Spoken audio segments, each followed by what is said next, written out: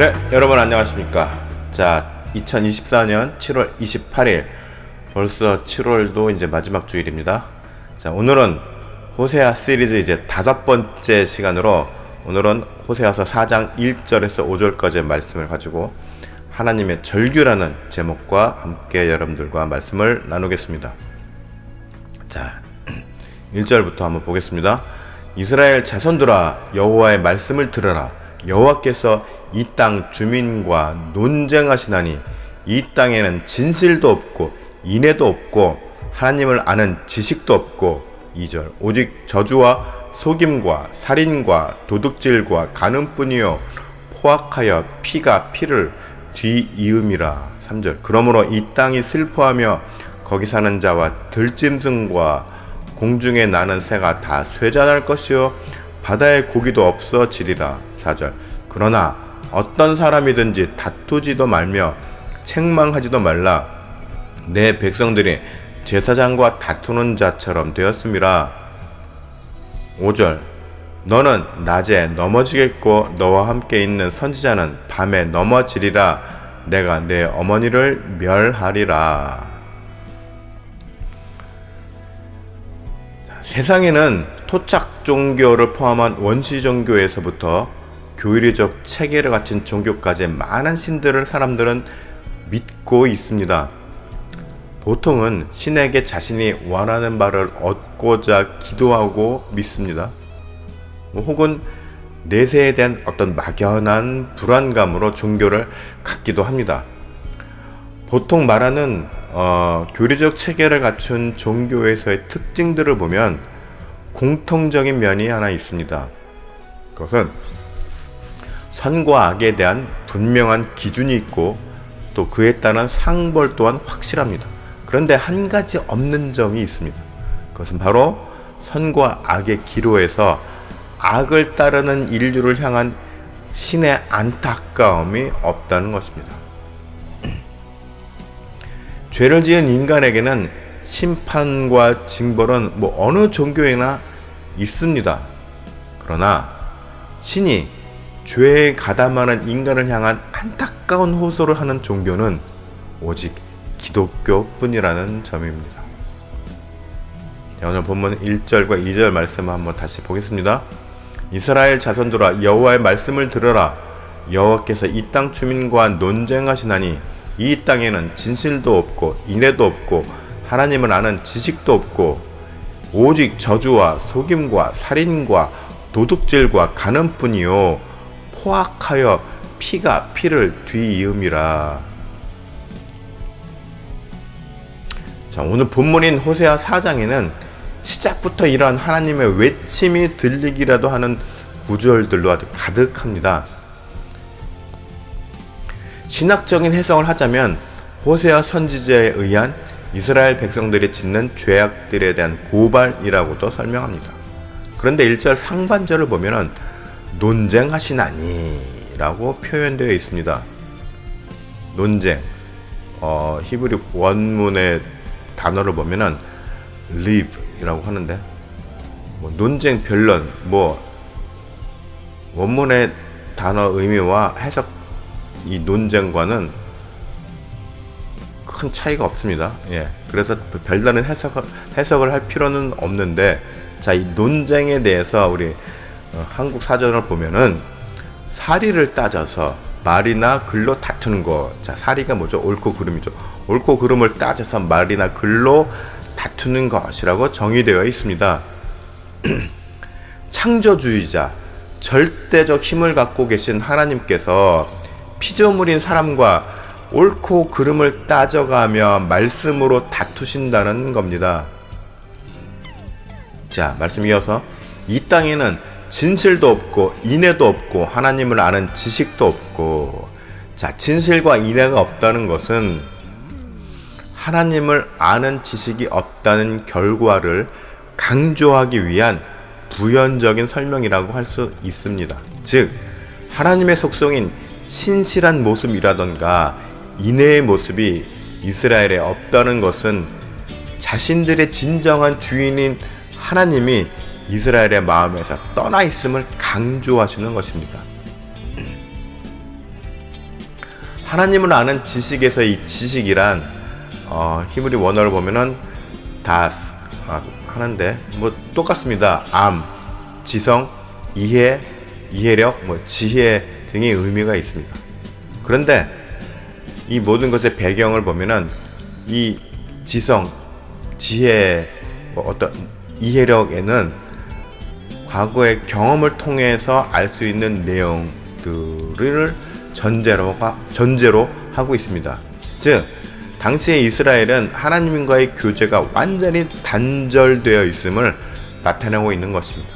그리고 이렇게 관계가 끊어진 이스라엘을 향해서 하나님은 절규하고 계신다는 것입니다. 이는 또 역설적으로 하나님의 변함없는 인애를 드러내는 것이기도 합니다. 결국 하나님의 성품을 잃어버린 죄악된 이스라엘에게는 저주, 속임, 살인, 도둑질, 간음, 폭력, 복수만이 판치는 아주 무질서한 세상이 되었음을 한탄하고 계십니다. 자, 이러한 하나님의 한탄은 21세기 오늘날의 세상에서도 끊이질 않고 있습니다. 죄를 지어도 부끄러움이나 반성이 없고 오히려 더 당당하게 큰 소리를 냅니다. 그리고 이러한 자들을 향해서 세상은 또 열광을 하는 경우도 있습니다. 그런데 로마서 1장 21절 말씀을 보면은 하나님을 알되 하나님을 영화롭게도 아니하며 감사하지도 아니하고 오히려 그 생각이 허망하여지며 미련한 마음이 어두워졌나니 스스로 지혜 있다 하나 어리석게 되어. 정말 오늘날 이 모든 인류의 상황을 리얼하게 지금 표현하고 있지 않습니까? 마치 생중계하는 것 같습니다. 로마서 1장 21절 22절 말씀이. 지금 오늘날 세상이 이렇지 않습니까? 많은 사람들이 나는 하나님을 안다고 합니다. 자신은 기독교인이라고 합니다. 그럼에도 불구하고 잘못된 옳지 못한 행동을 하고 옳지 못한 말을 합니다. 그러면서 그것이 맞다고 막 주장을 하고 스스로 지혜 있다 하나 어리석게 된 자의 모습을 지금 보이고 있습니다. 예수 그리스도를 통해 보다 간편해지면서도 확실한 구원으로의 길이 열려 있습니다. 지금 그렇죠? 그럼에도 아직도 많은 인류는 이 생명의 길을 외면하고 있습니다. 좁은 문이 아니라 넓은 문으로 가고 있습니다. 정의와 공의 그리고 이에 기반한 사랑을 세상 질서로 만드신 하나님을 떠난 이 땅에는 뭐만 남아요? 어리석음만이 넘치게 되고 그에 따라 불행한 일들이 많이 생겨날 수밖에 없는 필연적인 구조가 되어버리고 마는 것입니다. 그리고 우리는 오늘날 그야말로 이러한 상황들을 체험적으로 경험하며 목격하고 있습니다. 그렇지 않습니까? 여러분 지금 세상을 보면서 이러한 점을 느끼지 않습니까? 하나님의 세상 원리는 정의와 공의입니다. 그리고 이 정의와 공의를 기반한 사랑입니다. 이것이 세상의 질서입니다. 그런데 이 모든 세상의 질서를 지금 무시하고 갑니다. 더 놀라운 것은 기독교인이라고 하면서도 정의를 무너뜨리고 공의를 외면합니다. 그러면은 불행한 일들이 생겨날 수밖에 없는 것입니다. 그리고 3절에서 이러한 상황을 경고하고 계십니다. 3절 그러므로 이 땅이 슬퍼하며 거기 사는 자와 들짐승과 공중에 나는 새가 다 쇠잔할 것이요 바다에 고기도 없어지리라. 인간의 탐욕과 죄악으로 비극적인 사건들이 넘쳐나고 자연이 망가지면서 자연에서 나오는 수확물도 상하게 되어 결국엔 인간 스스로 불행을 불러오는 악순환이 반복되는 것임을 우리는 기억해야 합니다. 4절 그러나 그 어떤 사람이든지 다투지도 말며 책망하지도 말라. 내 백성들이 제사장과 다투는 자처럼 되었음이니라.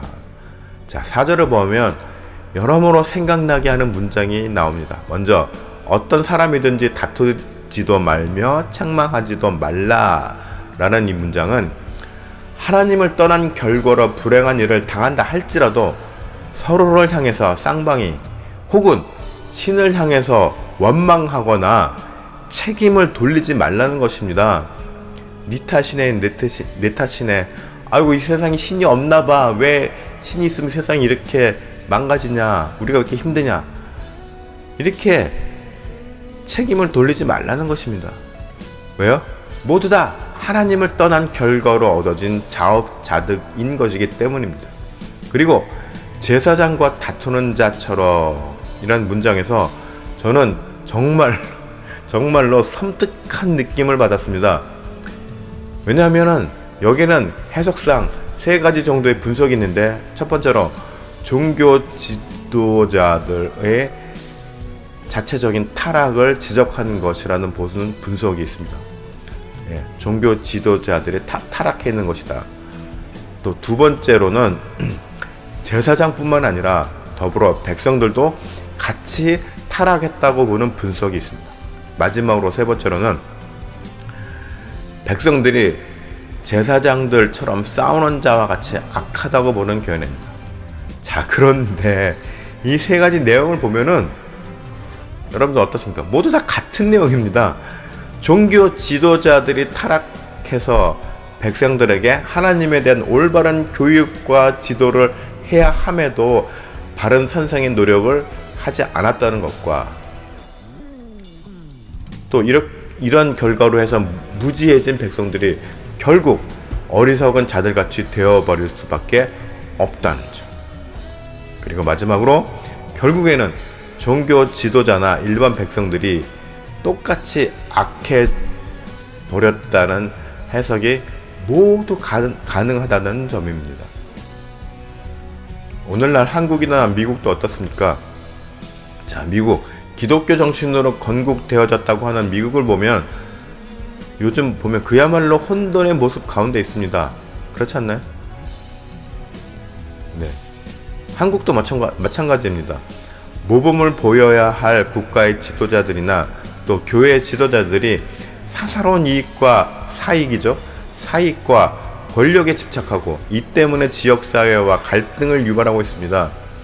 자, 오늘 말씀을 비춰보았을 때 모두 하나님을 떠난 자들의 전형적인 모습일 수밖에 없는 것입니다. 자, 마지막 5절 보겠습니다. 너는 낮에 넘어지겠고 너와 함께 있는 선지자는 밤에 넘어지리라. 내가 내 어머니를 멸하리라. 자, 넘어진다는 말씀이 아주 강조되죠. 몇 번씩. 결국 백성이고 종교 지도자고 간에 모두 타락하게 되면 전부 다 넘어질 수밖에 없다는 것입니다. 즉 하나님의 심판을 면하기 어렵게 된다는 말입니다. 또한 어머니를 멸한다는 것은 무슨 말일까요? 네, 여기서 어머니란 우리의 존재 기초가 되는 국가, 이 국가도 망하게 된다는 것을 말합니다. 저는 언젠가 그 뉴스에 보도되었던 IT 상황의 기억이 납니다. 정부도 정치인들도 전부 다 타락하게 되니까는 어떤 세력이 드러나요? 권력의 공백이 생기잖아요. 그러니까 전혀 깽 조직들이 권력의 중심에 권력을 찬탈하게 되고, 그래서 이 깽들이 국가를 전복해서 나라 전체가 좀 혼란에 빠진 상황이 되어버렸습니다. 아주 그냥 기가 막힌 모습입니다. 어떻게 나라가 저렇게 개판이 죄송합니다.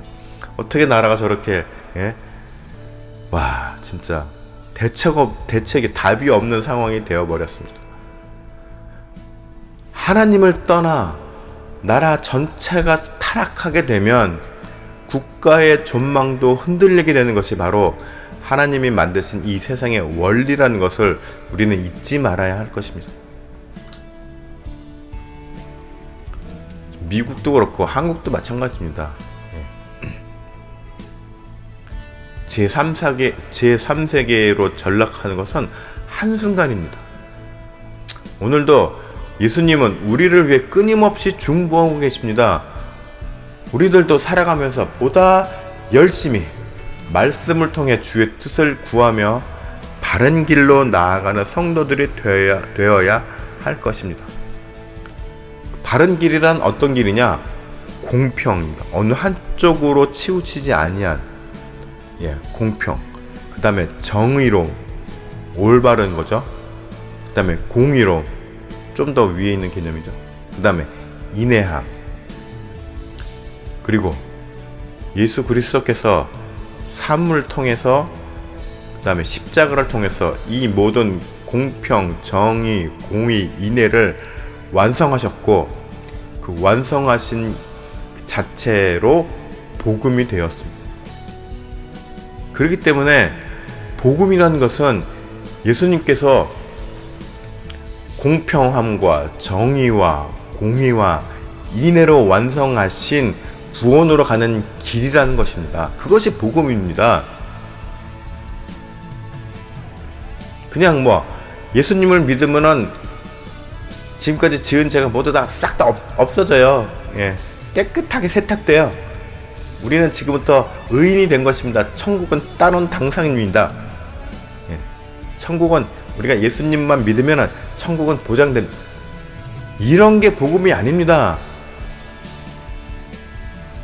복음을 우리가 받아들인다는 것은 예수님께서 이미 삶을 통해서 완성하신 공평함을 우리도 역시 갖는 것이고, 정의로움도 갖는 것이고, 공의도 가져야 하는 것이고, 그 모든 것으로 인해서 인내함을 품는 것입니다. 그런 삶을 살아가는 것입니다. 그렇게 이런 삶을 살아갈 때 우리는 비로소 생명으로 나아가는 길로 갈 수가 있는 것입니다. 이것이 복음입니다. 그렇기 때문에 우리 성도들은 어떻게 살아야 합니까? 바르게 살아야 하는 것입니다. 그것이 복음적인 삶인 것입니다. 공평함도 없어요. 어느 한쪽으로 치우쳐져 있어요. 정의로움도 없어요. 불의합니다. 불의한 삶을 살아갑니다. 인내함도 없어요. 그러면 예수님을 믿는다고, 입으로는 믿는다고 하나 진정한 그리스도인은 아닌 것입니다. 생명의 길로 나가는 사람이 아닙니다. 넓은 문으로 가는 사람입니다. 여러분들 모두 이 복음 안에 녹아진 공평, 정의, 공의, 인내를 온전히 따르며 살아가는 바른 성도들이 되시기를 축복합니다.